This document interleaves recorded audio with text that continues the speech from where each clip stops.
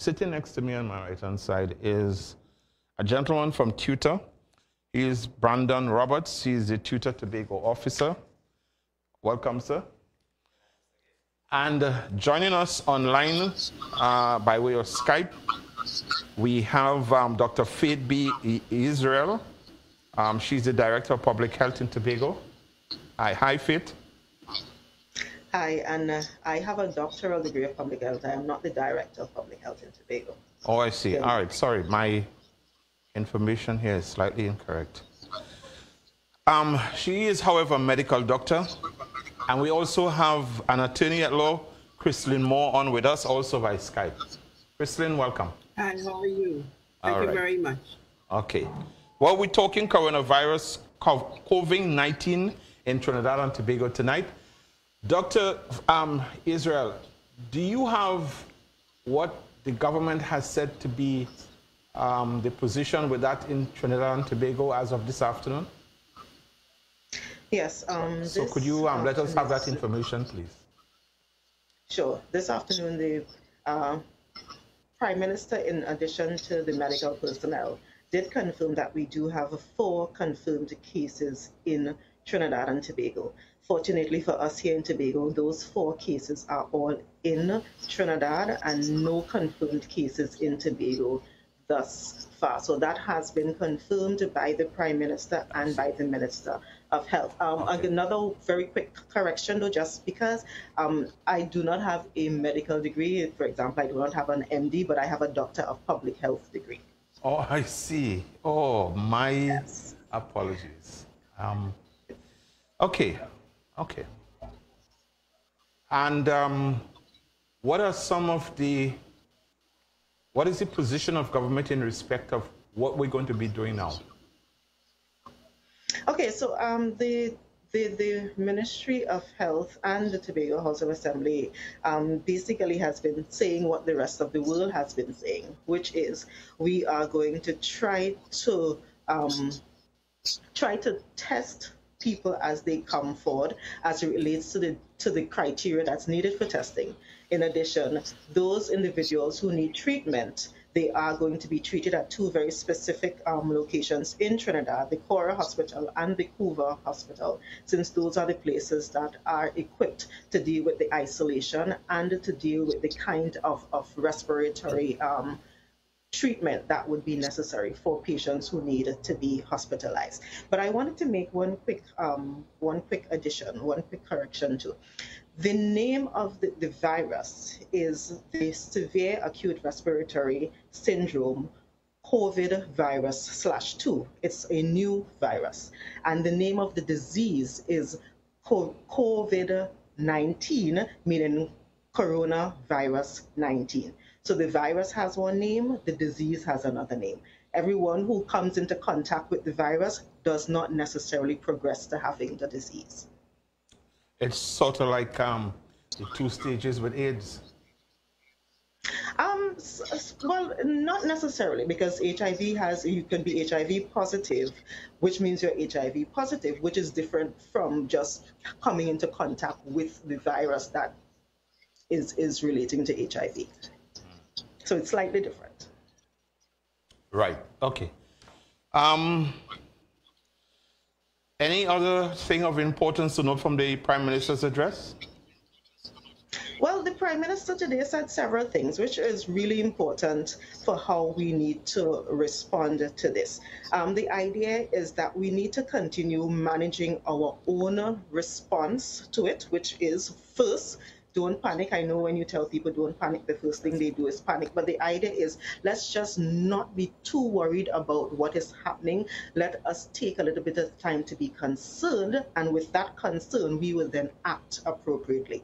And the important response is to ensure that we practice basic hygiene. So the idea of washing your hands and continually washing your hands with soap and water, that really is our first defense to prevent us from getting COVID-19, ensuring that we do not touch our face, our mouth, our nose, our eyes, because that is where the virus actually attaches to our mucosal lining and then gets into our bodies. So those are the critical areas. Again, because we are not sure who has COVID-19 or who doesn't have COVID-19, the rest of the world is going through a process of what is known as social distancing, which in essence is trying to stay away from as many people as possible, which in Trinidad and Tobago, the recommendation is not going into places where there are gatherings of over 25 people.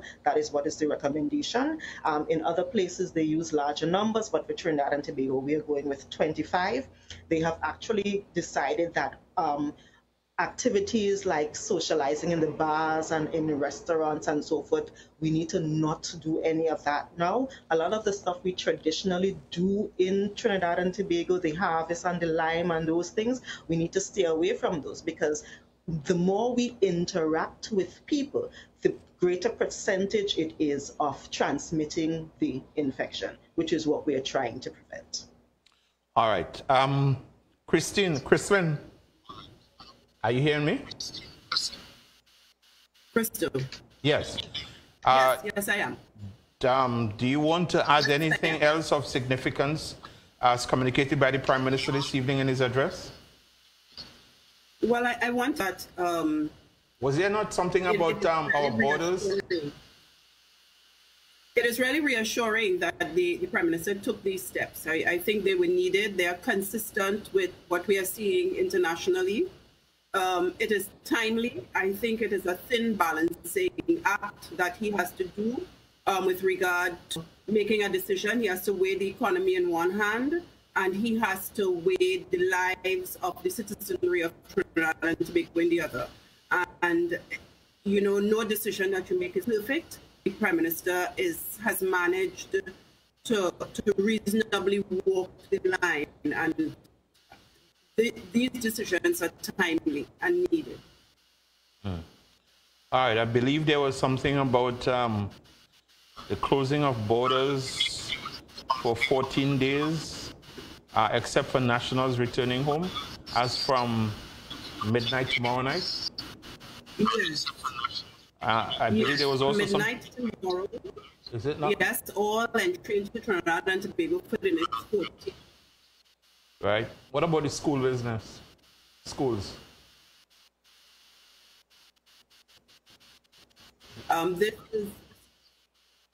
The schools are closed until April 20th. Yeah. As Dr. Israel said, we are advised to stay away from large gatherings. Bars are advised to be closed. And by bars, I imagine the Prime Minister would have meant bars, restaurants, nightclubs, and anywhere that, you know, is a... Yeah. As you said, a lot of the recommendations are closely akin to what is happening abroad. Even the idea of landlords being asked to bear with tenants and banks being asked possibly to forego credit card interest. And, well, what I haven't seen here yet is the question of mortgage repayments. But a lot of these recommendations are, I guess, well-intentioned in a circumstance where you basically, well, we've closed the borders, but we haven't shut down movement in the country as yet, because I don't suppose that's absolutely called for at this point in time. I think the measures are well-intentioned. Crystal, the proof of the pudding will be in the eating. Our banks are going to follow these recommendations. Our finance houses are going to follow these recommendations. And there's also the question of taxation and deferred taxation. For example, private members clubs pay their taxes upfront. Their taxes are fixed. So if you have one machine, you pay how much ever it is, $50,000, $60,000. And these are paid upfront before you get a license for the year. It's not prorated. So the question for that industry is, well, if we are shut for 3 months, 4 months, 5 months, is our liability still the same? And those are large questions that will impact the macroeconomic forecasting of Trinidad and Tobago as we go forward. All right. Now, Mr. Roberts,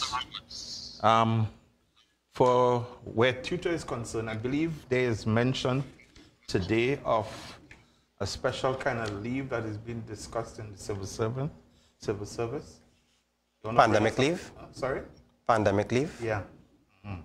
You want to bring us up to speed on what that is about and how are the civil servants responding to that? The pandemic leave will not mainly affect the teachers, however, it's the parents. Those who are hopeful of staying with their children because they do not have other relatives or that support system to take up that task of seeing about their children, because the children will need some level of care daily. There would be a challenge, but it's time for us as citizens, we all need to come together and help each other out. So what you're saying is that this isn't necessarily a civil service thing? It may be, but it's more of this crisis right now that we are in is more about humanity. And we are being reminded now that we need to reflect on our lifestyle. And it will call on us now to all come together. Civil service, teachers, all different aspects of our society at this time, we all need to understand what we are facing and come and work together to solve our current crisis. All right. We are pretty close to the end of our first quarter, but I want to take this opportunity as we go to show what the world looks like as of today in terms of the identified regions of the world that reflect this coronavirus. That's a world picture showing the red, showing the areas identified as recording coronavirus. The figure in this image is what the figure was this morning. The 6,513 on the right was the total deaths this morning, and the other figure also was of this morning. However, those figures changed between this morning and this afternoon to something quite different. It's really amazing the rapidity with which this thing is moving. The figures as of tonight, when I left my office this afternoon, there were 181,200 persons affected worldwide. There were now 7,115 deaths, and 78,085 persons have been recovered. We'll take a break now and we'll return in a moment. So don't go too far.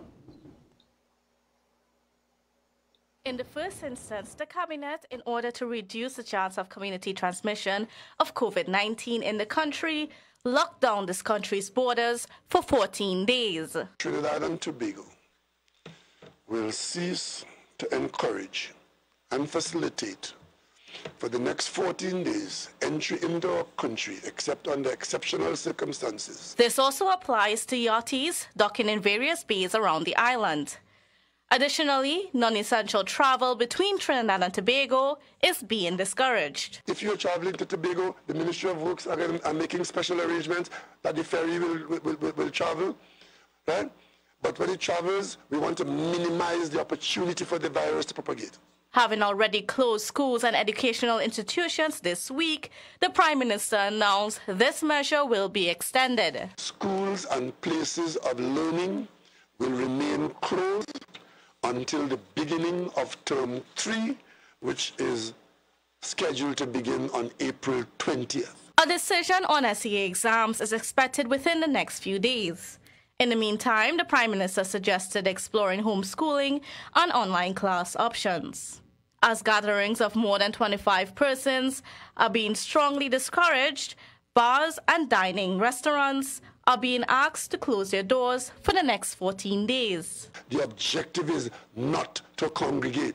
So congregating to lime and to drink some beers with your partner by the rum shop is exactly what we don't want. More information will be forthcoming in the next 48 to 72 hours regarding other changes. Dr. Rowley said it is an adjustment that is needed at this time to ensure the health of the nation's citizens.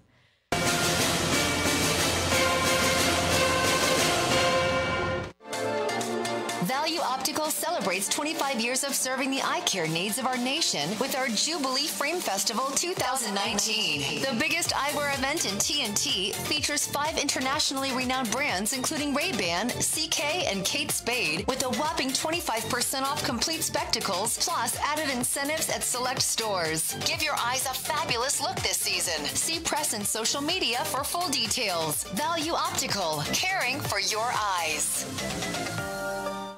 At CFY Convenience Store, we stock a range of medical supplies, cosmetics, toiletries, gift items, stationery, and phone cards. Come check us out. We're now open and ready to serve you. We're located at Vending Booth 4, Scarborough General Hospital, Signal Hill. We are open from Monday to Friday, 9 a.m. to 5 p.m. Contact us at 239-3123 or on Facebook at CFY Tobago. CFY, convenient for you. Pro Computers provides you with the best in domestic and business technology. Get the latest in laptops, PC tablets, iPads. Customize your computer. Even get same-day PC repairs. Get a wide range of multimedia services and rentals to facilitate lectures, business seminars, and presentations. Come in to Pro Computers today, located TLH Building, Scarborough. At Cool Control Air Conditioning Services, we got you covered. Air conditioning units, repairs, installation, and servicing. Come check us out. We're located at number 44 Storbay Local Road, Bonaccord, Tobago. You can email us at coolcontrol2014@gmail.com or contact us at 321-8418. Cool Control Air Conditioning Services. Comfort at affordable prices.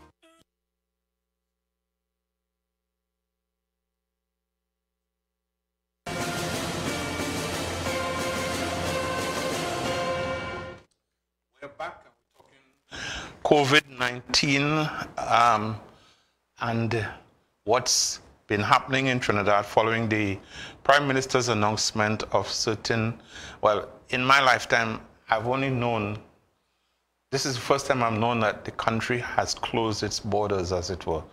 Yes, citizens are going to be allowed back in, but as an official policy in terms of discouraging foreigners to come in, first time I'm mindful of that happening. Mr. Roberts, it's said that, as I said, we said earlier, schools are going to close, and in the Prime Minister's announcement, he also spoke about it. What, if anything, do you have to say about that further? Are there any further developments in that respect? Well, in respect of school closing, on Friday of last week, I would have been asked on Rise and Shine. I was called to give a comment on whether school should be closed or not. At that time, I would have said it may not be necessary for school to close. However, the bigger issue is the sanitization of schools. I do not believe that ministry or the division had adequately supplied schools with the necessary supplies so that these children or schools could have managed the sanitization, ensure children washing their hands and so forth. So be it that this decision was close schools. We are now in a position where we are being asked. There's a release today from ministry where we are being asked to supply as many online lessons as it's not certain whether by April 20th that this pandemic will be under control to the point where we'll be able to reopen schools. So preparation is being made to ensure that the children do not suffer. All right, Chrislyn, the Prime Minister's indication is that this would last for about 2 weeks. Listening to the President of the U.S. this afternoon in his press conference, they seem to be talking about 4 weeks and of this thing going on a little longer. There is some uncertainty as to whether a period of 2 weeks is going to do it or not. Now, I know that some countries have followed this whole idea of shutting down their borders. But in terms of time period, do you think 2 weeks is going to do it? I think, you know, it is difficult to second guess the Prime Minister on this at this point. Remember, he always has the option of reviewing the situation as it develops. and coming back in 10 days and saying, well, you know, we need another 2 weeks. So I do not view the 2 weeks as firm. I think that is his initial position as he tries to balance lives and economy. And I think that is fair. I think the larger question that we have is the question of enforcement. We are famous for coup parties and hurricane parties. And who knows, maybe COVID parties are yet to come. The question is the enforcement mechanism. I have not seen that there is any ability to enforce either via the Quarantine Act or by any other piece of legislation. It seems as though the Prime Minister is using moral suasion, and I applaud that.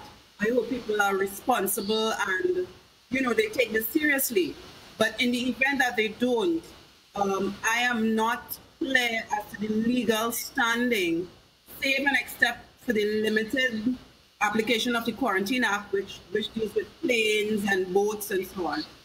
It does not give any power that I have seen to go and drag people out of a bar. All right. Well, I know so far Caribbean countries are taking this matter rather seriously. I believe right now there is a British vessel, a cruise ship, that's having problems finding a port to make a call at because they've been turned down. And yeah, that's the vessel, the British cruise liner that was having problems being able to dock somewhere since Jamaica had refused, I think Barbados and several other countries. But recently, the news is that Cuba has, however, agreed to have them dock, and they're now resupplying in the Bahamas, but not being allowed to berth. As regards the whole idea of closing one's borders, but we know what the situation in Italy is. Denmark is also closing its borders to non-citizens. Well, the United States has just recently done that because they have added the United Kingdom. Well, you know, they closed their borders, but, you know, in all the statements that have been made in the United States, I haven't heard him say Caribbean countries per se. I know Europe, and the exception to that was United Kingdom and Ireland. They now will be excluded from coming into the States. Guatemala is expanding its travel restrictions and banning arrivals from certain European countries and others. France will close its borders starting Tuesday, March 17.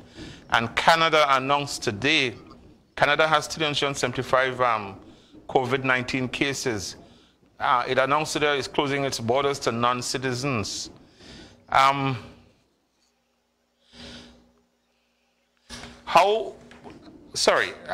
me ask Faith Israel, what do we need to fear? Or in fact, let me step back a little bit. What exactly is COVID-19? You have explained that one is the name of the viral strain, and you said there was another name. You said that was actually the disease itself. Do we understand that this basically is a virus? Yes, and the good thing about COVID-19 is that we've relatively quickly been able to identify the virus that is causing the disease, which is a very good thing because it means we can start very quickly working on treatments, working on identifying a vaccine, and doing that kind of work that's now necessary. So yes, we do know for a fact that it is a virus. It is actually part of a larger body of coronaviruses, which are viruses that's been around for quite some time. What happened is we recognized in 2019 or so that there was a new, and I'll use the word strain guardedly, of coronavirus, which is why they've initially called it the novel coronavirus, meaning it's just a new strain. The WHO and others have renamed it officially to SARS-CoV-2, as in SARS coronavirus 2, because it looks very closely like the virus that caused the SARS a couple years ago in those Asian countries and so forth that we were very concerned about. And the disease which is the signs and symptoms and what happens in your body after you've been infected and your body does not want it off. That is what is known as the disease COVID-19, as in coronavirus 19. You hear many people saying that it is very similar to the flu, because you do have what are classified as flu-like symptoms. The biggest difference, though, is for those with COVID-19, you have a cough that is a sort of a dry cough. You also have the critical issues, the shortness of breath, fatigue and shortness of breath. And those are the three main criteria that are used to say, okay, this is something slightly different to if you have H1N1 or any of those other flus that are common. It's also important, and I'm glad you were showing those numbers about the number of people who've been confirmed as having COVID-19, the number who've died. But I'm really, really glad that you also showed the estimated number who've recovered, because that's an important number for us to look at. Right now, worldwide, a little over 80% of those who we know are confirmed have actually gotten relatively mild disease, and they are recovering. Some do it a little slower than others, but they are recovering. What's critical, though, is the other 20% of those people, and that's why we need to pay very clear attention to what we do here. Because of that 20%, 5% of those, 3 to 5% of those are the ones who are really, really critical and have ended up dying. Those who are in that 20% are really mainly the ones who are older than 60, so people who are a little bit older, and those who have comorbidities, meaning they have diabetes, heart disease, lung issues, cancers, and so forth. Now, this is why, and I am really, really glad when Mr. Roberts, I think his name is, said that this is a humanity kind of thing. This is all of us coming together. Because even though most of us would be fine if we contract and if we get COVID-19, we have to be conscious of the fact that a good portion of our population is over 60, and a large portion of our population has comorbidities, meaning the diabetes and the heart disease and so forth. And those are the ones that we need to be critically concerned about, because those are the ones with the possibility of getting very, very ill, needing respiratory treatment, and even dying, which is, we don't want to go in that direction. Which is why we are really, really encouraging people, even those who are thinking, well, I am young, I don't mind, I could go out online, I could ignore these no congregation rules. We need you to think not just about yourself, but to also think about the fact that you may be fine, but if you contract the disease and you go home to your grandmother, you then would be putting your grandmother at unnecessarily undue risk, which is absolutely important, and that's a point that we definitely need to hammer home. This social distancing, this not gathering, is really important for all of us, because each of us need to protect those around us who are vulnerable. All right, I'm glad you brought us back to this, the world map with the figures as to those confirmed total deaths and total recovery. I was on this site earlier this morning, and that image that you saw there was what I captured at that time, this morning. By the time I left my office this afternoon after 4, the figures of those confirmed with it had risen to 181,200. That's worldwide. That figure had changed. The total number of deaths, which this morning was 6,513, was now 7,115. But those happily recovered now numbered 78,085. There is another chart showing the countries in the Caribbean region that have the coronavirus. Sorry, that one shows, that's a map of the part of the Caribbean with the countries designated, as it were, where there is said to be coronavirus. I once, until this morning, I actually thought it was only Jamaica, Trinidad and Tobago, and Guyana. When I looked at this, I realized that that's not quite the case. St. Vincent, Suriname, Antigua and Barbuda, the Bahamas, Cayman Islands, St. Vincent and the Grenadines all have at least one case. Then we have Trinidad and Tobago. St. Lucia is also there. Aruba. St. Martin. Honduras, Guadeloupe. Guyana with 4 and Cuba. And Martinique with 10, along with Jamaica, are also on that list. All right. Well, the situation with that, Mr. Giff, is that we have people getting tested.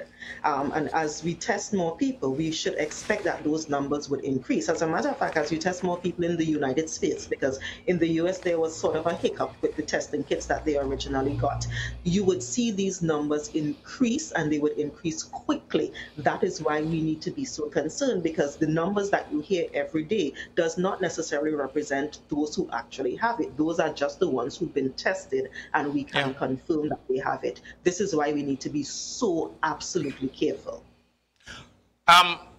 Staying on you a little bit, where did this coronavirus come from?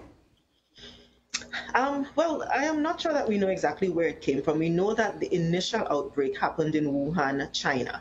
And to be honest, we have to be very, very thankful that when the officials in Wuhan, China, finally admitted that something was happening, they really, really took drastic steps to shut down a lot of their borders. Many of the countries very close to them shut down their borders.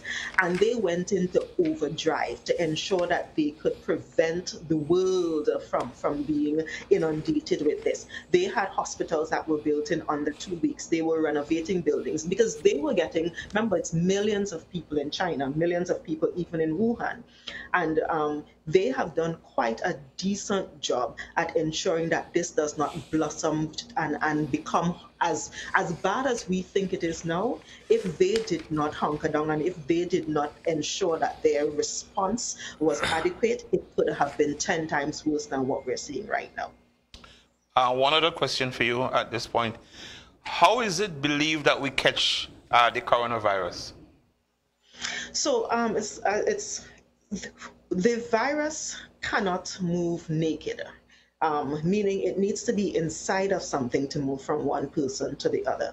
The thing that it sits inside of are droplets droplets from the mucus area. So I don't know if you've ever noticed that when you sneeze or when you cough, you feel little wet sprinklings on your hand. Yeah, we're showing the picture right now. Right, exactly. So the virus is actually inside of those droplets. So if you happen to stand next to somebody who is sneezing or who is coughing, unfortunately, we've all been around children, for example, who's pretty close to us, they sneeze or cough, and you feel all of that wet stuff all over you. If you are that close to somebody and they sneeze and they cough, then those droplets can move directly into your nose or into your mouth or even into your eyes, and you get infected.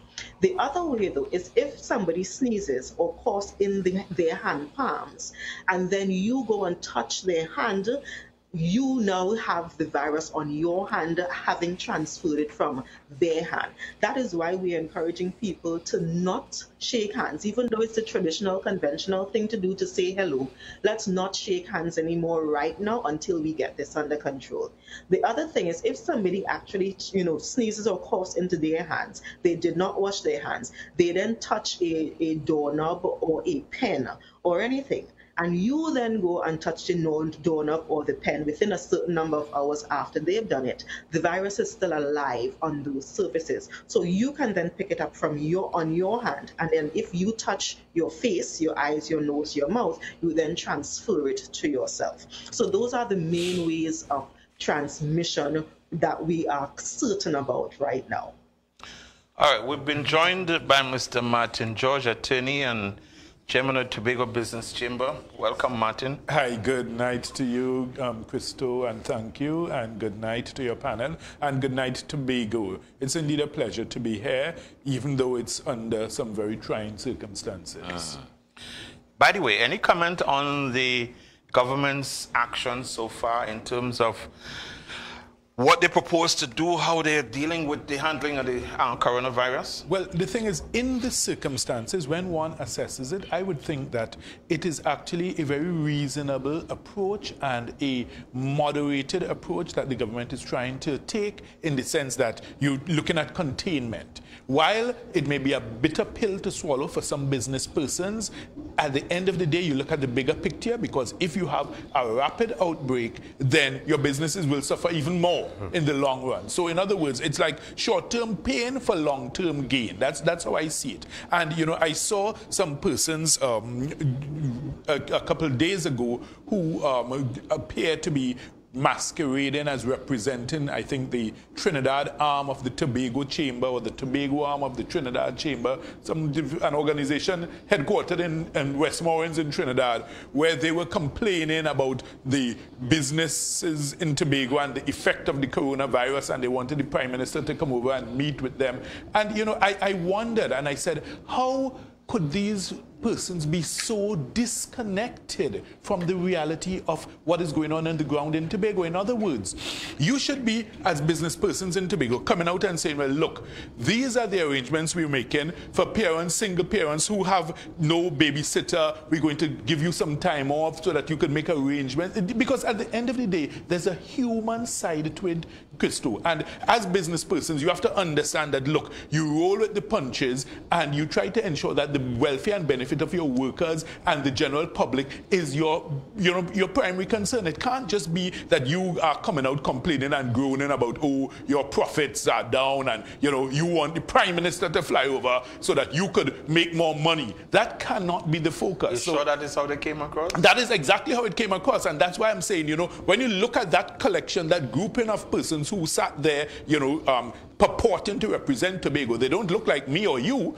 you know, and they are so detached from the reality of the people on the ground. You should be saying, well, look, all right, we're going to stagger working hours or stagger working days, so therefore, you know, persons can get maybe 2 days on, 2 days off, that kind of thing. That's what a responsible business person will do. Look at what some of the businesses in Trinidad are doing. Trotters, you know, TGIF, KFC, all these places, they have made adjustments, they've made changes, and they are saying, look, we recognize we are going to, you know, bite the bullet, we are going to feel some pain, but the point is we look at the bigger picture, which is the greater good of the public. And I think we need to see those persons who claim to be representing Tobago businesses, they need to take that responsibility more seriously and look beyond themselves and get over themselves and think in terms of what is good for Tobago as a whole.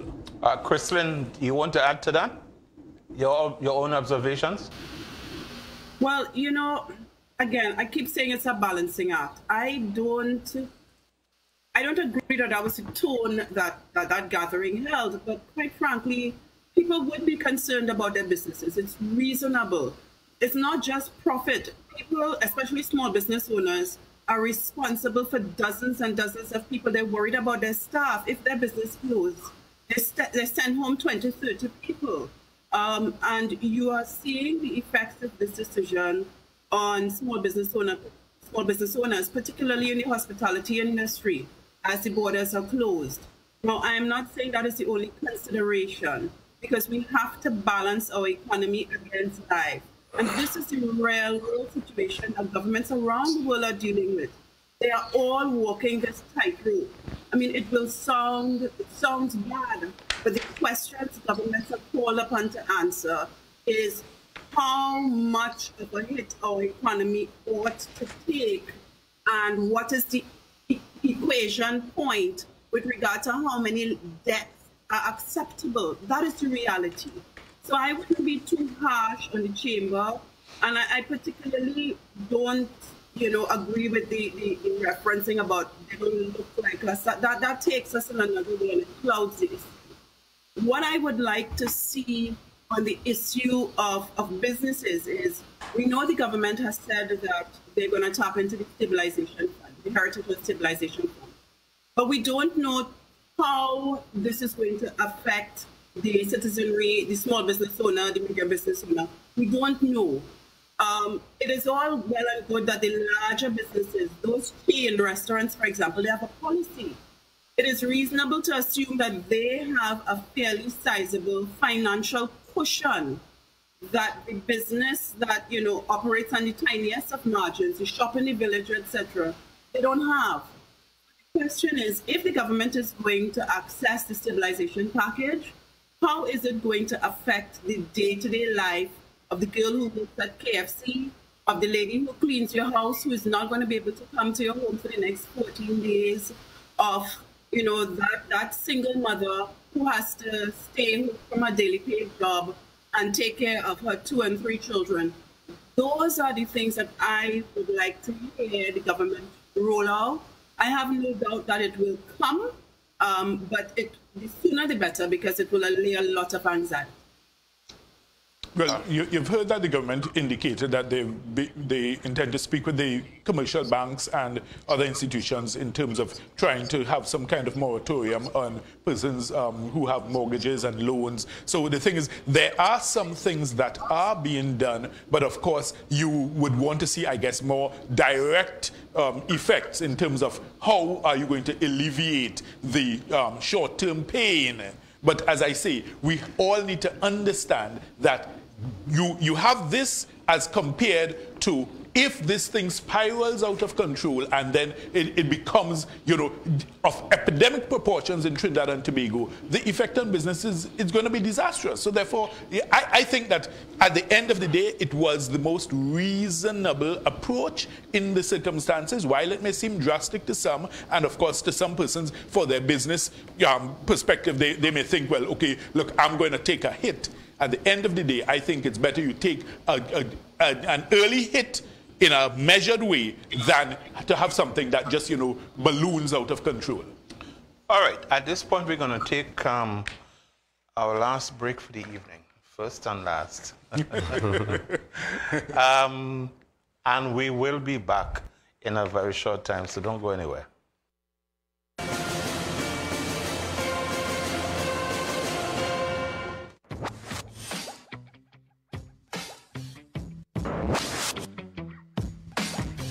Tune in to Spot On. A new episode premieres every Tuesday at 8 p.m. only on Tobago Channel 5. Visit the new and improved Belfonds Hardware Limited, number 17 Canby, Mount Pleasant. Spacious showroom for your convenience. All hardware items including blocks, steel, paint, toilet sets, power tools, lumber, and everything plumbing and electrical. Open Sunday to Friday. 631-0911.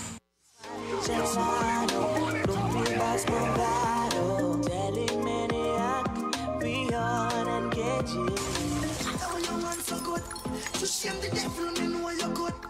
Me can't hold it. Jesus, me can't hold it. You need me, never ever fail me, yeah. No, never, you never ever fail me, yeah. No, never. When I fall around, you never let me go. You turn my life around.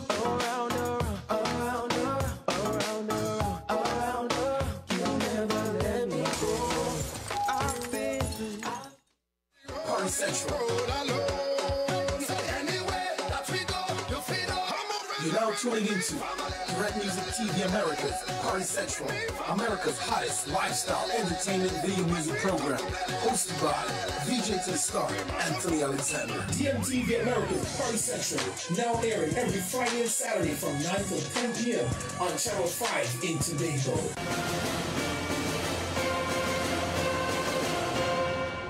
Faith, I believe it was, it would be accurate to say that so far, this coronavirus hasn't shown itself as being as prejudicial to children as it is to adults, especially the elderly. That would be would that be correct? Yes, and again, going back to, if you look at the number of children who've gotten sick, what we've recognized is even though children have gotten sick, they haven't gotten sick in the large numbers that they were expected to get sick. And those who have gotten sick have actually gotten very mild illnesses and have recovered. As far as I remember, I don't think I've seen any report of a single child dying from COVID-19. So there is some protective factor with children that is happening, and again, we are thankful for that. It's important to note, though, that even though children may be protective and they may not be getting as ill if they have the infection, if a child has it and then goes home and then interacts with the child's grandmother or grandfather, that grandmother or grandfather who is in the high-risk group, who is over 60, who may have a comorbidity, is then placed at higher risk. So that is why it's important that no matter who you are, you need to also ensure that you protect those people in those high-risk groups. I believe it would be correct to say that while there is no drug while there is no cure known for the particular this virus, they are making do with a pre-existing medication that was applicable to other circumstances like AIDS. Would that be correct? Well, yes, several things are happening. Most people are being treated for the symptoms that they have. So if they have very high fever, you treat for the high fever. If they have breathing issues, you treat them for the breathing issues. So that is on one end of the spectrum. The reality is, though, that we do not have any official identified medication to treat COVID-19. We have had cases, though, where experimental use of HIV-related drugs have been giving pretty decent responses so far. But then that is something that would need to take a little bit more time. More people would have to be given those kinds of experimental drugs before those become the official treatment for COVID-19. That's just a normal process that it takes for medications to be certified or to be authorized as, yes, this is what we will use to treat this particular drug. But yes, we do seem to be getting some decent results with HIV-related medication in other parts of the world. I have not heard anything from our local health officials as to whether that is what we are using in Trinidad and Tobago to treat the 4. And I think I just saw a notice saying that we have 5 cases in Trinidad and Tobago right now. I don't know if that's what we are using to treat those cases, but that is being used outside of Trinidad and Tobago. So what you're saying is that since the Prime Minister's announcement and since we began, a 5th case has been identified? Yes, just in the break, I was flipping through Facebook and I saw a notice that we do have 5. But this is normal. Remember, we should expect this to happen. The numbers are going to go up before they come down. Because the way things work, if one person is confirmed as having the disease, it means there are probably a couple people around them who have gotten infected because they may not have been showing signs and symptoms before. Maybe they may not have even been around they may not have been known to the health facility or to the health service to say, well, okay, whether we need to isolate or quarantine those people just yet. So that's normal. There are going to be more people having confirmed COVID-19 in Trinidad and Tobago. That's just part of the process. That's just part of the I believe they say the infection rate is like 1 confirmed person is likely to infect at least 2 others. That is the average rate if we do nothing. And it could actually be higher than that. So let's just think about it. Imagine if you are in a room with 50 people and there's one person in the room with 50 people in close proximity, and that person sneezes or coughs, and that cough or sneeze sprinkles droplets on 5 or 6 other people. Depending on the immune system of those 5 or 6 people would then determine whether they actually get infected or not. Again, going back to how important it is for us to not have these large social gatherings. As a matter of fact, I am thinking unless you absolutely need to be out of your house, unless you absolutely need to be around people, try to bunker down, stay home, stay in small quarters. We need to practice that social distancing. That is what the world is doing because it will work. Just by virtue of how this virus is transmitted, that is what we need to do for this not to spread as fast as we are seeing it in other countries. Okay, just 2 quick questions because we're kind of running out of time. Can this virus be transferred through food or drink? There seems to not be any indication that it is being transferred through food or drink because of how the virus works. It goes to your mucosal linings, so it needs to go from a droplet directly or indirectly via your hand to your mucosal lining. There is no data indicating it's transmitted via food. And can you get COVID-19 more than once? Well, the jury is still out on that one. There are some people who were confirmed, seem to have gotten better, and then were tested again. What we are thinking, though, is that that may have actually been an issue with the testing tool that was used. So they did not clear correctly, they did not clear completely.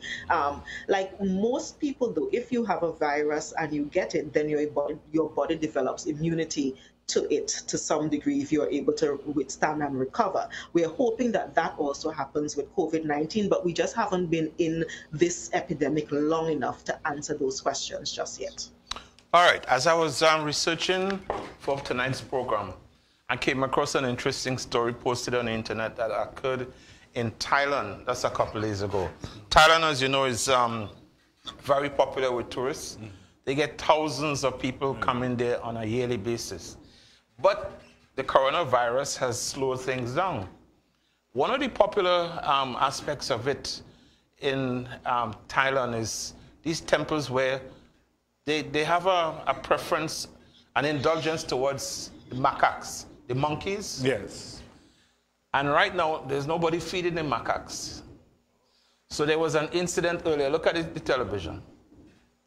These are hungry macaques in a village in Thailand. Whoa.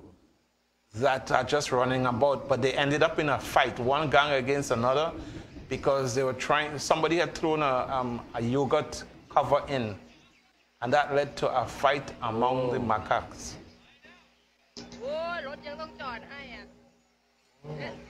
Wow.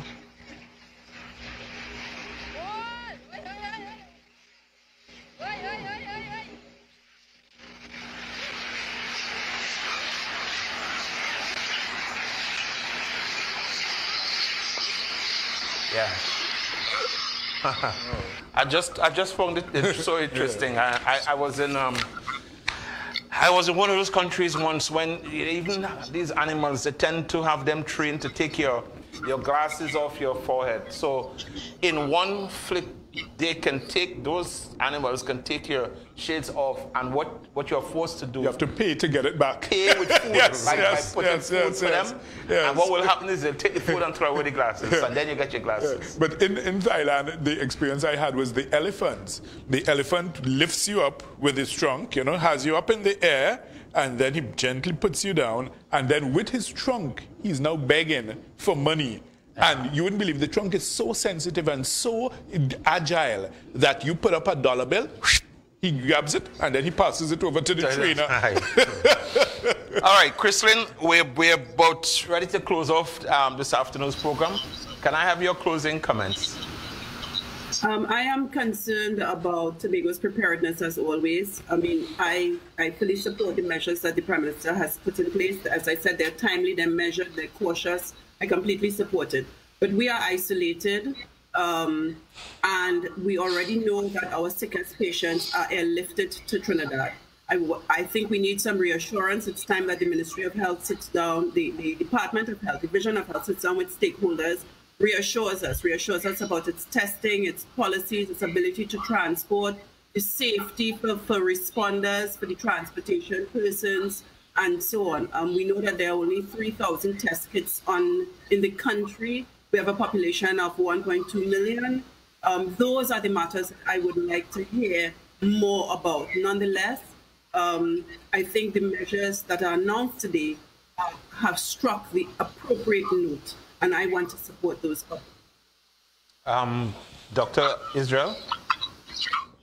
Yes, I would like to encourage individuals to really take that personal responsibility. Yes, there are many issues with our health service that need to be addressed. And because we know those issues are around, we need to take personal responsibility. Ensure that you do several things. Wash your hands ad nauseum. Wash your hands, wash your hands, wash your hands. Don't touch your face. Don't touch your face. Do the social distancing. Don't go out. And one thing I need to say, if you are having flu-like symptoms, please stay at home. Do not force yourself to go to work or anything like that.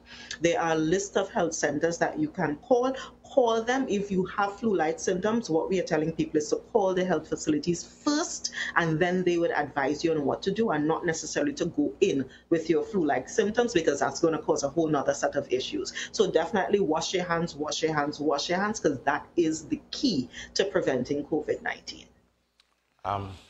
Job Martin. Oh, thank you. Well, first of all, Crystal, I must say I really appreciate the opportunity that this program presents. And I mean, I like how you do your research and, you know, you prepare for it. And I think really and truly you're making a great contribution to Tobago, because education and enlightenment, I think, is the key at the end of the day. In relation to the perspective that I would bring, I would say that certainly in terms of the business persons, I understand and I empathize in the sense that, look, we know that it's a struggle, we know it's tough, but we ask that you think of the workers, the staff first, and make sure that they are comfortable, make sure that you give allowances, you give them the necessary time off, you ensure that, look, regardless of what, that they're able to receive their salaries, because at the end of the day, these are the persons who work day and night to keep your businesses afloat. So therefore we ask that you show the empathy now, and even if it means, as I say, you suffer some short-term pain, you ensure that you have long-term gain. Go ahead, please. Mr. Giff and members of the public, we do understand as tutor that this sudden change in lifestyle has been asked of us would affect everyone. And tutor stands ready to work with the government and with the citizenry to ensure that the challenge is not so hard felt. As we know that school is out, it would affect the parents, it will affect teachers, the children in terms of being prepared for CXC, and SC, we're not certain as to what would take place with those as yet. However, I know for sure we have a meeting with ministry tomorrow. I would have liked to be there, but they advise you have to avoid travels on the air bridge and sea bridge. I am observing that. But tutor is standing ready to work with the citizenry and with the government, because we all know this challenge is not only about schools, it's a humanitarian issue. Well, what I would say is my little peek here is the fact that I haven't heard anything from the governance of this island, those who run Tobago.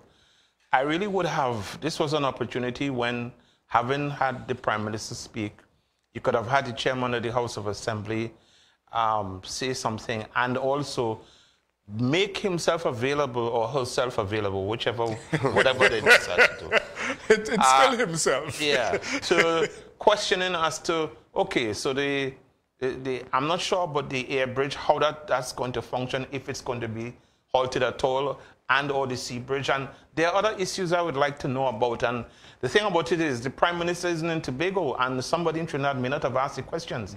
It would have been nice to have people here, if you're running Tobago and you're getting paid to do that, be available and have a press conference, and let's hear from our leadership what's happening in Tobago. Yeah, so some leadership by example, I think, is what would have been required in the circumstances. And it could have been a nice segue from the Prime Minister's statements to say, well, okay, look, in relation to the Tobago context, this is what we're thinking of doing, you know. But I guess maybe we might hear something. Let's hope. Lost opportunity. Anyway, thank you, ladies and gentlemen. Chrislyn Moore, Dr. Faith Israel, Brandon Roberts, and Martin George. Thank you very much. It's indeed a pleasure. Right. And good night to our viewers. Have a good week, and see you next week.